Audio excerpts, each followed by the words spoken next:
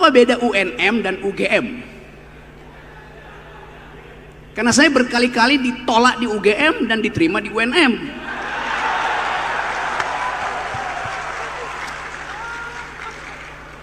Yang kedua, untuk menghasilkan semua ide yang diucapkan oleh Pak Ganjar, ekonomi mesti tumbuh berapa persen? Tax ratio mesti diperbanyak, melebar ke berapa itu? Kan itu hal yang mesti langsung bisa dijawab itu kan, supaya kita cek fact. Kalau katakan ya ekonomi tumbuh 5%, ya pengangguran kita anak muda hari ini ada 60 juta anak muda yang potensi menganggur di 2030 tuh. Jadi pertanyaan-pertanyaan fundamental ini mesti bisa dijawab. Per hari ini ada 19,7 juta manusia Indonesia tidur malam dengan perut kosong. Karena tingkat kelaparan di Indonesia paling tinggi di Asia. Per hari ini ada 15,5 juta anak muda mengalami gangguan mental. Dan akses pada kesehatan mental hanya 2%.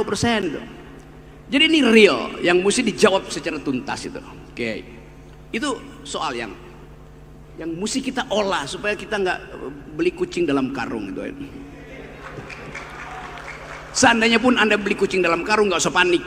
Karena karungnya bolong, udah ketahuan kucingnya apa itu. Tapi saya mau menghormati satu prinsip yang kita kembangkan hari ini, yaitu tadi kata Pak Nurdin, bertengkar di dalam ide, bertengkar di dalam pikiran itu. Oke, coba saya skip dulu ini. Saya mau lihat apa pengetahuan Pak Ganjar tentang keunikan Pulau Sulawesi itu.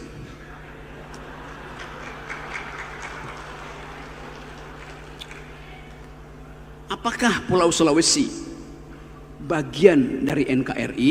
Pertanyaan pertama. Silakan Pak Ganjar. Iya, bagian dari NKRI, masa enggak? Ini saya tahu jawabannya pasti begitu. Tapi itu jawaban ideologis. Yang saya maksud adalah jawaban ekologis. Pulau Sulawesi dikenal dengan garis Wallace. Alfred Russel Wallace 1858 menulis satu prinsip bahwa Sulawesi itu bukan bagian dari Indonesia, dia bagian dari Australia secara ekologis. Faunanya beda dengan di barat Kalimantan, dan itu persis lewat di Selat Makassar itu. Jadi kita mau supaya ada pengetahuan tambahan secara ideologis. Makassar, Ambon, Papua bagian dari NKRI. Tapi secara ekologis kita lebih dekat dengan Australia, dalam lempeng Australia. Itu juga yang menerangkan mungkin mengapa watak-watak orang Indonesia Timur beda dengan watak yang ada di barat. Kan itu yang kita sebut diversity sebetulnya tuh. Yang mesti oke. Buat ceplas-ceplos Indonesia Timur itu tidak mungkin diasuransikan pada semacam sopan santun palsu mereka yang ada di Jawa. Saya mau jujur uraikan itu tuh.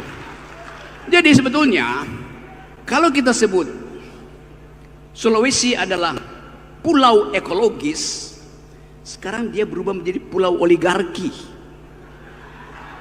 Yes. Ekstraktif industri ada di Sulawesi tanpa mempertimbangkan kecelakaan ekologis tuh. Anies, Prabowo, semuanya mesti kita uji, kita kuras otaknya tuh. Ada isinya apa enggak? Makasih. Semua yang saya terangkan tadi factual base-nya di situ tuh. Nah, saya ingin seorang calon presiden itu bukan diuji datanya, paradigmanya tuh. Jadi saya terangkan itu. Ya kalau mau pertanyaan gampang aja, misalnya saya tanya dengan gampang misalnya, berapa nilai Anda berikan pada Jokowi dalam soal environmental ethics? Oke, kita terima argumen itu, Rok. Pak Ganjar, monggo.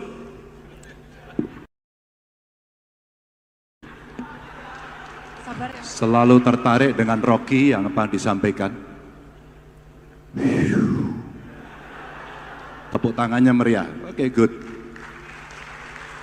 Anda tidak menyampaikan itu? Iya, memang tidak ada kemarin permintaannya, maka saya bilang, saya mau cerita apa? Boleh nggak yang bisa membantu saya soal ekonomi biru dan ekonomi hijau? Tapi jangan tanya data lagi loh. Saya sampaikan data itu ada selera. Pak Ganjar ngomongnya gede banget, nggak ada datanya. Oh, ini orang suka data. Tapi Bung Rocky hari ini meminta saya untuk berbicara paradigma joki. Maka kita harus menyenangkan banyak orang. Harus memberikan banyak orang termasuk yang hadir hari ini. Pak Ganjar setuju nggak ikan? Setuju. Lanjut. Apa yang mesti kita lakukan? Kita hitung. Saya tanya planner. Apakah membangun sebuah ibu kota itu ada syaratnya? Jawabnya pasti ada. Apa saja? Semua yang tadi disampaikan oleh Bung Rocky. Kondisinya, membangunnya, ekosistemnya, lingkungannya, maka orang menyebut sebagai FS. Terus jadi undang-undang. Maka siapapun yang disumpah di situ akan melaksanakan undang-undang. Kalau nggak salah begitu. Tinggal kemudian cara. Ada yang menginginkan itu 5 tahun selesai. Saya belum pernah lihat pengalaman membangun ibu kota 5 tahun selesai. Anda mau cek di Malaysia? Anda mau cek di Amerika? Anda mau cek di Australia? Silakan. Tentu prasyaratnya agak rigid. Dan itulah sebenarnya ketentuan teknis yang mesti dilakukan. Ya, di COP besok kami ketemu kemarin dengan beberapa orang. Di COP besok itu juru tagih isinya. Apakah Kyoto Protocol Paris Agreement itu akan ditaati atau tidak? Apakah pengurangan emisi itu akan dilakukan atau tidak? Maka suka tidak suka kami kemudian menghitung. Kalau kemudian kita memenuhi itu semua dan kita akan lebih cepat agar tidak terjadi global warming, apa yang dilakukan? Transisi energinya mesti disiapkan. Boleh ditampilkan nggak ini ya? Ya, silakan. Mohon dibantu Mas, materi slide-nya Mas Ganjar untuk ditampilkan di sini. Kita coba menghitung, lagi-lagi angka yang tidak suka saya minta maaf. Ini pernah kita pamerkan. Ini contoh saja. Kalau kita mau melakukan transisi energi, kita membuat satu model. Saya undang ahli, karena saya tidak punya kemampuan untuk mengarang ini. Saya undang mereka. Model capaian persentase energi baru terbarukan. PLN sudah membuat analisis. Ada air, geothermal, matahari, angin, yang kemudian orang mengatakan itu lebih hijau, lebih ramah. Pak Ganjar, ini pertanyaan Duta Besar Belanda waktu itu. Kan Anda masih pakai coal sekarang untuk energi Anda. Apakah Anda akan merubah? So pasti, kan kita udah sepakat itu. Tapi kami tidak bisa dengan tiba-tiba, seperti maunya orang lain. Karena kami punya itu. Maka teknologinya kami kasih contoh, kita kerjasama kok, ada salah satu proyek, umpama yang dengan Jepang. Ada Itochu waktu itu mengerjakan. Ada teknologi namanya ultra super critical. Tapi apakah akan terus menerus? Tentu ketika kesepakatan lingkungan yang lebih baik, ayo kita komitmen bersama-sama. Ekspor kita terkait dengan batu bara juga keluar. Anda juga menggunakan. Maka kita mencegah dan mengurangi. Kita memunculkan bahwa 1.300 triliun untuk transisi energi kita bisa kita siapkan perencanaannya dengan baik. Lalu apa yang dibutuhkan? SDM-nya bagus, orang bekerja, investasi muncul. Apa sih ujungnya? Salah satu contoh aja, yang tadi Bung Rocky sampaikan, Sulawesi ya, dengan kondisi Walasi menyampaikan mineralnya banyak dan hari ini terjadi kerusakan. Oke. Ketika kita menghitung seperti itu, mari kita perbandingkan dengan pola ini.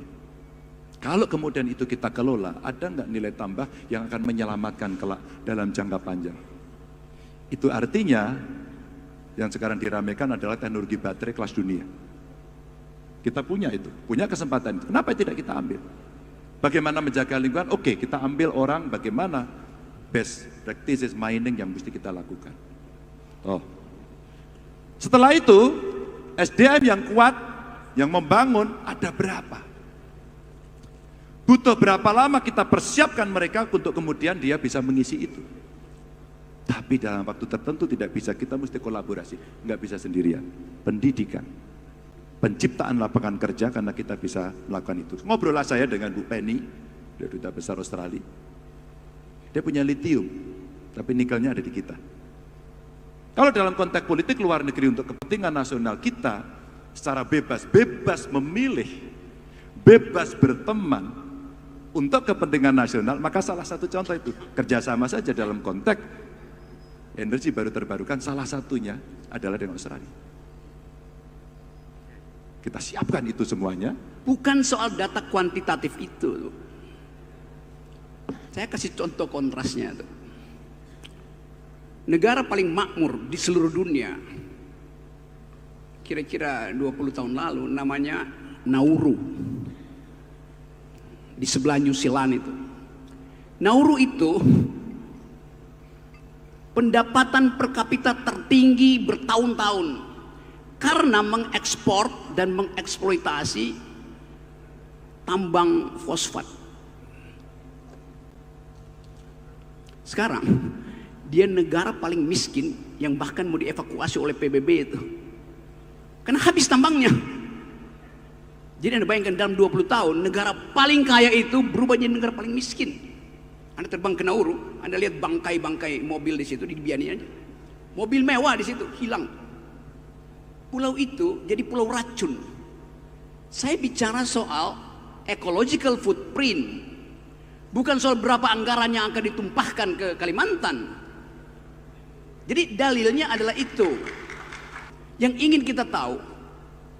Nah, dasar-dasar ini, dasar-dasar berpikir ekologis, itu yang mesti kita ucapkan bagi generasi yang saya bilang tadi.